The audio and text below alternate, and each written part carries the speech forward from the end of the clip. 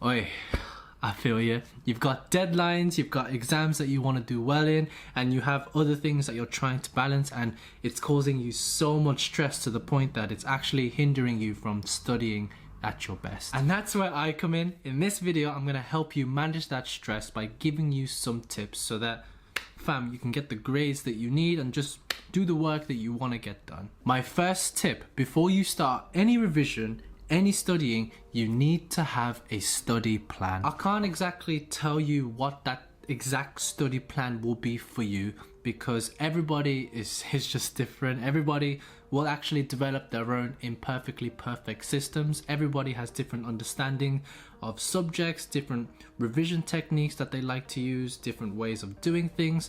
But my advice to help everybody, right, is to make a plan that revolves around you breaking things down into manageable tasks and laser focusing on one task at a time. Don't think to yourself, "Raw, I need to study this whole lecture." Instead, break that down into manageable tasks. Think, "Raw, okay, let me just do this one slide and then let's do the next one and the next one." Literally one at a time, one brick at a time. You already know that you need to cover as much content as possible, so just do it one step at a time. And the thing is, the moment you start reminding yourself of the sheer workload or the difficulty of the work you're doing, you just end up being under this sort of revision paralysis where you know you've got to revise, but you just can't. After breaking things down into manageable chunks, how do I actually focus on doing each task like one at a time? Well, for me, I use the Pomodoro technique, and on my channel I have a couple of study with me videos that you can follow, and hopefully those videos will help motivate you to just breeze through the work. That leads me on to my second tip, which is to take micro and macro breaks on a regular basis. When I use the Pomodoro technique, I'm taking micro breaks. Within my 10 to 15 minute breaks of work, after working, right? Sometimes I just stand up off my desk, just try my best not to look at the screen. Sometimes I knock on my flatmate's door, see how they're doing. Sometimes I take a nap. Basically, just stay away from work, yeah? And I do that throughout the day. I also take macro breaks, which are breaks like at the end of the week or at the end of the day. And a big macro break for me was going to the gym on a regular basis. I saw gym as a stress relief, and that really kept me sane. Taking micro and macro breaks on a regular basis is super important because it will help prevent burnout. It will also keep you motivated to work, and overall it should keep you less stressed because you know you're doing work and you're taking a break.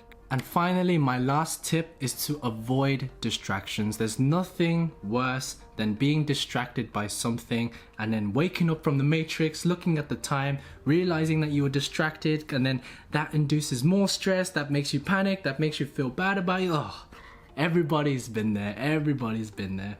And my best advice to avoid distractions is to watch out for time creators. Now, what do I mean by time creators? Well, imagine a meteorite landing on Earth, right? Once the rock is on the land, right, there's like, it leaves a crater around it, yeah? Now, imagine that meteorite is your distractions, right? For example, if I pick up my phone, right, I will end up producing a time crater of 30 minutes, right?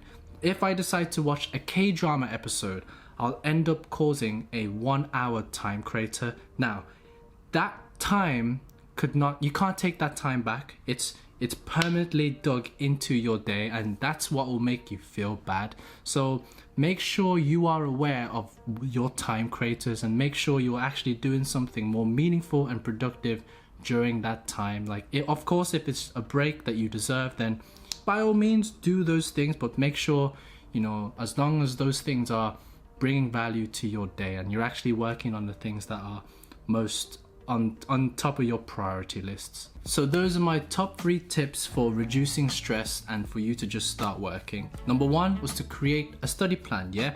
It doesn't have to be complex, it doesn't have to be, you know, properly planned out, but for me, as long as you're breaking down things into manageable tasks and laser focusing on one thing at a time, I think you'll be in the right direction. Well, that was my plan anyway.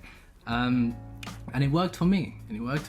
Number 2 is to regularly take micro and macro breaks. These breaks are super important. They're a way to, ensure that your state of mind is all good. You get me? Yeah. And basically for you to not burn out and to hopefully reduce that stress. Yeah. And last of all is to avoid your distractions, and you can do that by watching out for time creators and making sure that you're actually using up that limited time that you have now up to the exams, as valuable as possible, as you're revising on the things that you want to revise on, not wasting time. All these tips are action-based, and they're designed in a way for you to stop worrying about that big pile of workload that you need to do. Everybody needs to do that big pile of work, right? It's just breaking it down into manageable things, and then over time you'll find yourself working for long periods of times. You'll be focusing for long periods of times, and you'll be doing that without feeling burnt out. And knowing that you've done work, that should give you more confidence with your work, and ultimately you will feel less stressed and you'll be doing a lot of studying. Thank you for watching this video. I hope you feel less stressed when you apply these tips. Yeah, I wish you all the best for your exams. We've got a month or 2 months left. Time is of the essence. You've got this. Yeah, all the best, good luck, and I'll see you in the next video. Safe.